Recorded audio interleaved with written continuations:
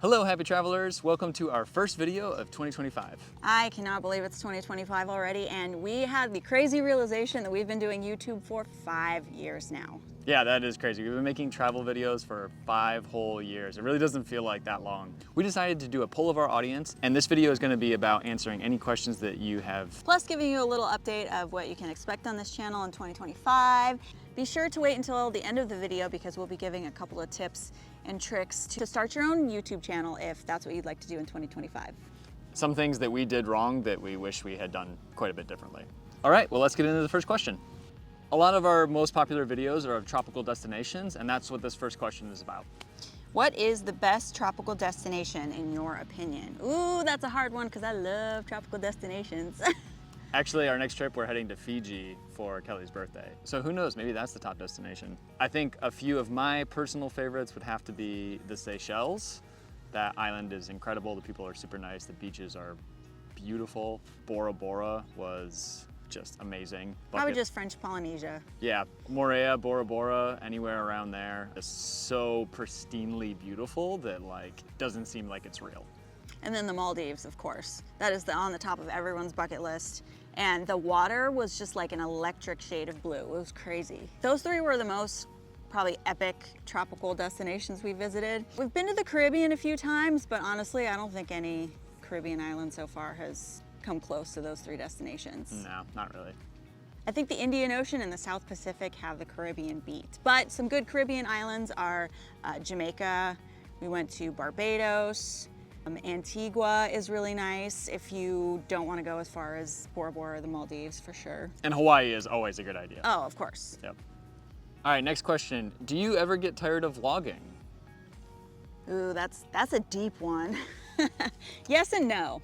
Yeah, I would agree with that. It's a yes and no. There's kind of a 2-side to it. So we really enjoy making travel videos, but we found after doing this for 5 years that if we try to vlog every single day of a trip, it really just burns us out and it's not enjoyable anymore. So we've tried to designate days that are 0 days where we don't go and pick up the camera. We just kind of relax and chill out. We're not the best at always doing that. When you're in these awesome destinations, you just want to go out and do as much as possible, and it's hard to put the camera down and not document that, just because that's what we love to do.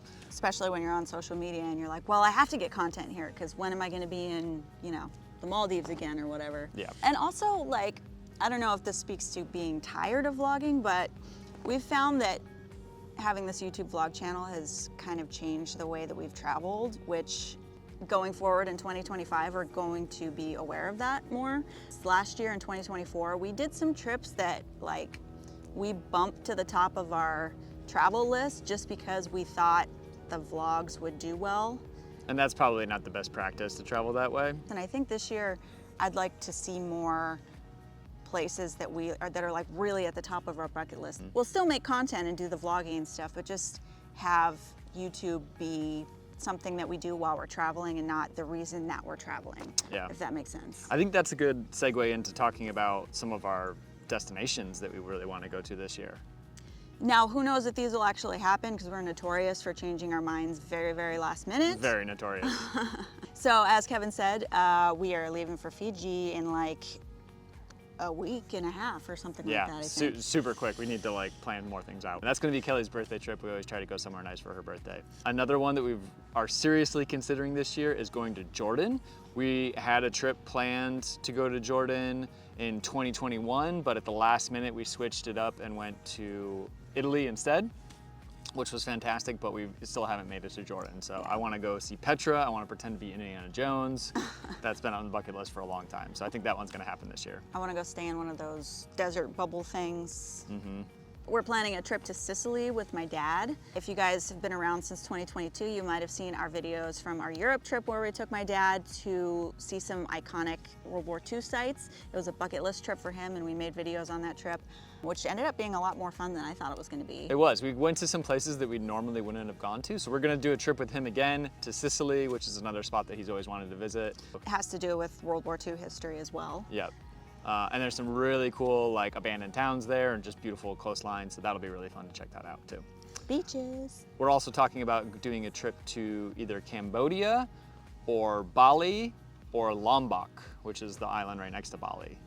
Or all of the above, who knows? Or we might just do all of them. So those are kind of some ideas that we have right now. Also, the Northern Lights are supposed to still be pretty good. We went to Finland last year and tried to see the Northern Lights, but they just didn't hit the day that we were there. So we might end up trying to go back to the north again this year. I haven't heard anything about this yet. I want to go to Glacier National Park this year. Yeah. We have not been there yet, and it looks freaking amazing. So. Very, very, very pretty. And do some California road trips as well, because California is always a good idea. Also, we have been refurbishing this little camper of ours for 2 years. I know a bunch of people have asked about that, but that is like 95% finished. So we're gonna be taking that out for some adventures this year for sure. Yeah, we still have it. We're still working on it. Needless to say, it's been a little bit more work than we thought it was gonna be. All right, here is a question. Where are the places that you've never been but would like to go see stateside, a US territory, and foreign? Oh boy, that's a loaded one. Well, so like anywhere in the world, basically? Well, as far as stateside, I have visited all 50 states. Kelly's very close to that. Have you visited all 50 states? I don't know. I never counted it. She's up there as well. But that being said, most of those states I would want to go back to and see other things that I missed or go visit things again. So I would like to go back to the Florida Keys. I guess we've already been there, but we tried to go to Dry Tortugas National Park a couple years ago, but we got caught in a hurricane, so that didn't happen. Yep. That is one of the least visited national parks in the US. Glacier National Park, like I said earlier, Katmai National Park in Alaska. I'd love to go back to Alaska to explore even more. Yeah, there. Alaska's really cool. Like it's huge, and they have 8 national parks there. Yes. So. As far as U.S. territories go, American Samoa has been on the top of our list for a long time. Yes. We really wanted to go to Guam as well, and Saipan. We almost went there last year, but it did not work out. Yep, we ended up not having quite enough time to make that trip happen, but that might happen this year as well. And we won't even get into the international destinations because this video is not going to be long enough to cover all those. Everywhere. We want to go everywhere. Just That's right. Assume that there's no place we don't want to go. Yep. All right, here's a question. Have you ever thought about tracing your roots to find out your lineage and where your ancestors came from, and then going to see those countries and areas? Oh, we know where they're from. Yeah, so my ancestry is mainly French and Irish English. White boy. Yep. Anglo-Euro trash over here. A lot of my family came from Normandy, immigrated over to Ireland. A lot of Irish ancestry. I have a great aunt who visited some crazy castle ruins that apparently were owned by some distant, long-lost relative. So I kind of know a little bit about that. Kelly has some very deep roots in southern Italy with her family, also like Latvia and Estonia. I think we did the 23andMe for her. Eastern European, but I know most about the Italian part because I'm working on getting my Italian citizenship. Yeah. So I had to go back a few generations to see what that was all about. Have definitely thought about traveling to those areas, found out about Normandy and my ancestors there after we had already visited, so I wish I had been a little more on top of it and I could have probably gone to a few spots there. Yeah, I would love to go see that stuff. That'd be cool. Where have you gone that has surprised you in terms of not being what you expected it to be like? For example, the people either being very friendly, and you had heard before that you went that they wouldn't be welcoming or outsiders, or vice versa. Go ahead. I would say the French people in Normandy. That's what I was just gonna say. Yeah. Like, you hear about French people just hating Americans, and that's true in Paris, for sure. Parisians are not very welcoming, even though Paris is a great city. But the Normans loved us, which was nuts. Yeah, Normandy was really, really beautiful and really cool, and the people were super nice. That was surprising. Nice. Yeah, I would love to go back to Normandy and explore more. Mm-hmm. That would be somewhere like where we expected, the French people to not like us. Mm-hmm. In the Seychelles, I didn't have any expectations about the people, but they ended up being probably the nicest people of any we've ever met. Where would you recommend going for having the most activities and adventurous things to do? Things to see like architectures, temples, historical sites, waterfalls, markets, or whatever. An adventurous destination. I would say Costa Rica is quite adventurous. Iceland as well. You can definitely get into some adventure there. Those are probably the two that stand out to me the most. And Alaska too, obviously. Hiking on glaciers or taking crazy boat trips, ice climbing. There's a lot of really cool stuff to do in Alaska. As far as temples and historical places, I mean, Egypt, for like the most historical Yeah, and that's a big bucket list trip for a lot of people. Historically significant. Yep, and the Mayan temples in the Yucatan Peninsula are really cool and very easy to travel to. I would say Cambodia. Yeah, and that's another place that we're thinking about going this year is Cambodia. Yeah. Do you like and recommend cruises, and what do you think are the advantages and disadvantages of them? That's a great question. I love cruising. Yeah, I enjoy cruising if I'm in the right mindset. It's really nice because they plan everything for you. You know, you don't really have to make many travel plans. You can go eat whenever you want. You can do the activities on the ship whenever you want, or you don't have to do the activities on the ship. And then when you get to port, you have, you know, a day to go on an excursion or wander around on your own, but then you have to go back to the ship. So it's nice if you don't want to do a bunch of planning. It's budget conscious as well, with all the food being included, and usually it's quite a bit cheaper than traveling on your own. But you are gonna give up that flexibility to go and explore on your own, which is something that we really love to do. So a lot of times we'll visit quickly on a cruise, and then afterwards we're like, okay, we gotta go back there and travel it on our own to see more. Yeah, it's good for sampling different destinations. It's great to unpack once and not have to drag everything from place to place because we have a lot of luggage. That's huge. And it also kind of forces us to slow down a little bit, which, you know, in the port, you're definitely like, go, go, go, go, go. But then once you get back on the ship, you can just relax, which is nice. Something we really don't ever do when we're traveling, so. Mistakes that you've made traveling that people should avoid? Overpacking for me is definitely a travel mistake that I continue to make. Yeah, yeah. Almost every trip I go on, I pull out clothes that are completely clean that I could have left at home. Take half the amount of clothes and twice the amount of underwear, and you'll be good to go. Twice the amount of money. What are your ways to get discounts and deals when traveling with hotels, flights, and tours? Become a flight attendant. Start a YouTube channel. Work in the travel industry, seriously. Like, you get fantastic travel. Even if you just work for a call center or work part-time for a rental car desk or something. We had a friend that worked for Hilton for a while, and they extended us their friends and family discount, and it was insane. It was such a good deal for the friends and family discount. So if you do work for a travel company in some capacity, that's a great way to get deals. There's also some really good websites and newsletters that you can subscribe to that will promote certain travel deals. One that we really like for flights that we recommend for people is called Fairdrop. It's run by another YouTube travel couple called Karen and Nate.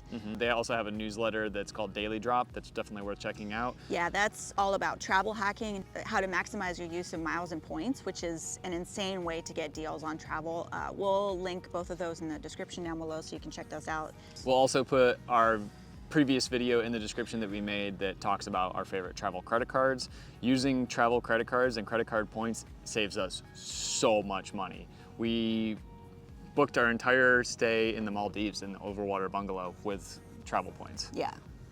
Like, didn't pay a cent for that stuff. Yeah, I would say like airline and hotel loyalty really helps. You know, pick a hotel chain and pick an airline and rack up those miles and points. That'll get you airline upgrades and hotel upgrades, free nights, all kinds of stuff. So same with rental car too. Like, you can sign up for their like elite membership. I think budget is called Fast Break. We use budget a lot for rental cars, and you skip the line every time. It doesn't cost anything either. It's completely free. You can save a ton of time. You get like free upgrades. So there's like little hacks like that that are good to implement as well.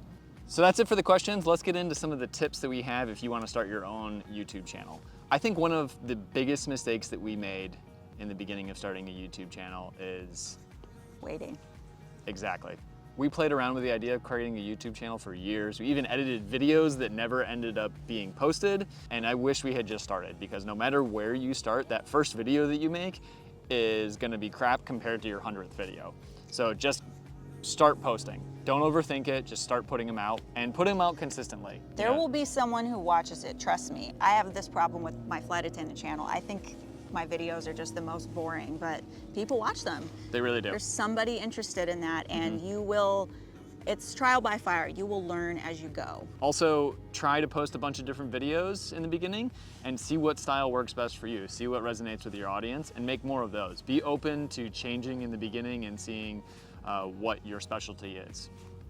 Post consistently. You know, edit a few videos so that you can post probably at least once a week at a time, and so you're not backing yourself up.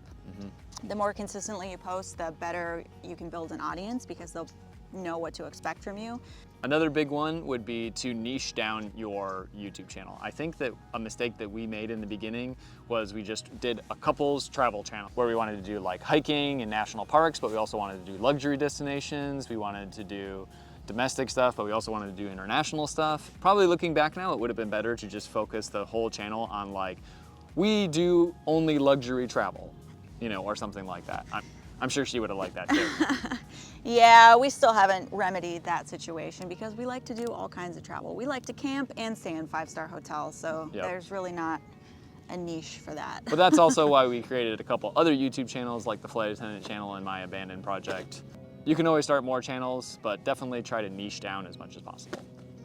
But that's gonna be it for this. Thanks so much for following along on this crazy 5-year journey. Let us know what year you started following us and maybe what some of your favorite travels we've done are and suggestions for travel in the future, and just tell us everything in the comments. We want to know everything for 2025. We get overwhelmed quite a bit with trying to pick destinations, so tell us where you've always wanted to go, you know, and where you would really like to see. And if it's somewhere that we want to go, which it probably will be, we'll go there and make some videos. Yeah, where you're planning trips to, and we'll go there first so we can report back. All right, thanks so much for watching, everyone. This is Callie and Kevin from the Awkward Tourists. Peace out. I don't know how we did it through the panini. Is that the pandemic? Yeah. Oh. Top recommendation for a best travel, yeah. But. Don't we own a square inch of property in Ireland? Yeah, I think we do.